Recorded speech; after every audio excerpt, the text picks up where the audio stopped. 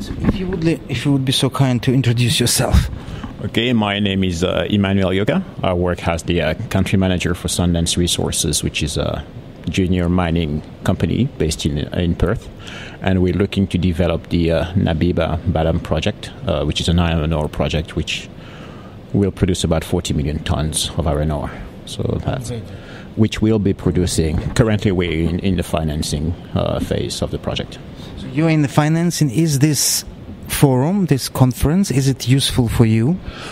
Well, not so much in terms of financing, but just to raise the awareness in terms of how big the mining sector will be in the effort to diversify the economy. So that's one of the 7 identified pillars by the president, and we're looking to work really hard to make that happen. So we are confident that in 3 years' time we will be able to finish the construction phase and go into exploitation of the project. But in Congo, are you on the border between Congo and Gabon? Is it?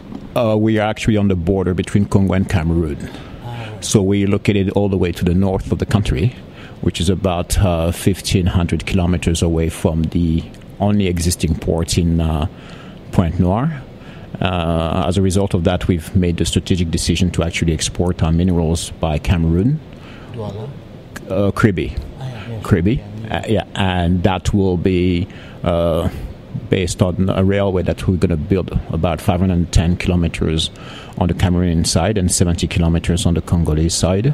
And then that will be exported to the market, most likely Chinese market. But you are also the president of the Federation of the Mining Federation in Congo, is it? That's correct. That's my other hat that I have to wear. It's actually very useful because we're trying to assist the government in terms of how they can actually develop a mining sector. As you know, the mining sector is very new here.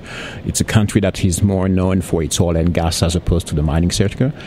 We try to bring our expertise, the various, it's basically a CEO network, that Mining Federation, where we basically bring our expertise in the mining sector and to advise the government on issues such as the mining code, training, investment, and environmental and social issues. So, well, I heard a couple of years ago, recently, it was quite a tough situation with them, especially with the investment in the railway, with your colleagues, the XRO and Congo Mining. I think they're in quite tough situation right now. Yeah, well, I think that there was largely around miscommunication between the government and the mining companies. I think when they did their definitive feasibility studies, the inputs that they had for the railway tariffs were not the right ones. So obviously when they came to the bargaining table with the government was sitting on one hand and XRO and the others were sitting on the other side. There was such a spread between what the government wanted as a tariff and what those mining companies wanted as a tariff. So the negotiations were really, really tough on that issue. But I think from what I've heard lately is that they've come to an agreement. And I understand from what XRO has said that they will be going into production possibly next year, albeit at a much lower scale than what they had anticipated in the beginning. Yeah. So in your point of view, how healthy is this new mining industry in Congo? Well, it's extremely promising, but it's still very fragile at this stage. It's obviously, we like to compare it to a baby taking its first steps, and unfortunately, people have made such a big publicity of this sector that people feel we've already achieved so much, but we haven't, because if you look at all the projects currently in Congo, none of those projects are producing anything. We're still just completing the exploration phase. We're now going into the construction phase, but nobody is producing anything. So obviously that means no revenues, and it means you only live by the goodwill of your investors who actually provide a bit of money for your working capital and just to stay alive. As you know, it's a very difficult cycle with the current commodity prices.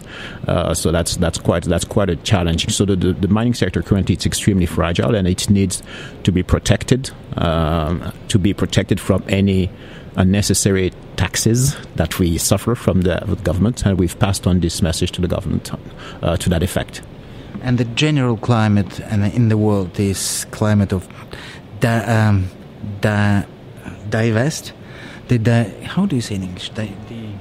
In this context, of the global context of the trend of divest from the mining and from and also for the climate of to drop the subsidies. How do you feel?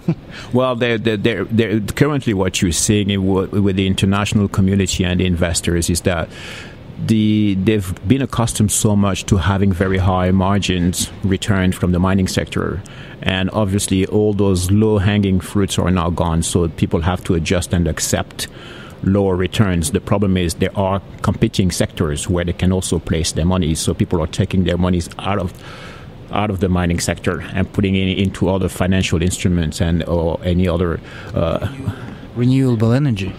Yeah, renewable is always it's always a very safe bet because it's favored by investors who are very environmental conscious here. So renewables is attracting a lot of investment, but as you know, renewables is also competing with oil prices, and with oil prices being low, it makes the economics of using oil products very interesting. So it will also arm renewables, and we feel it's going to delay the development of capacity generation out of renewables. Having said that, this is a down cycle that we're currently in. We are confident that it's going to go back up and people will start reinvesting in renewables again. So and hopefully into the mining sector as well. So that's our first priority. Are you optimist? Well, Are you an optimist? Well, I tend to be a realist, so I'm a pessimist when I need to be and an optimist when I need to be. But I've always remembered that quote of the person who say, well, actually, the world needs both the optimist and the pessimist. And they say the optimist invented the airplane, but the pessimist invented the parachutes. So that's actually my philosophy. Thank you so much.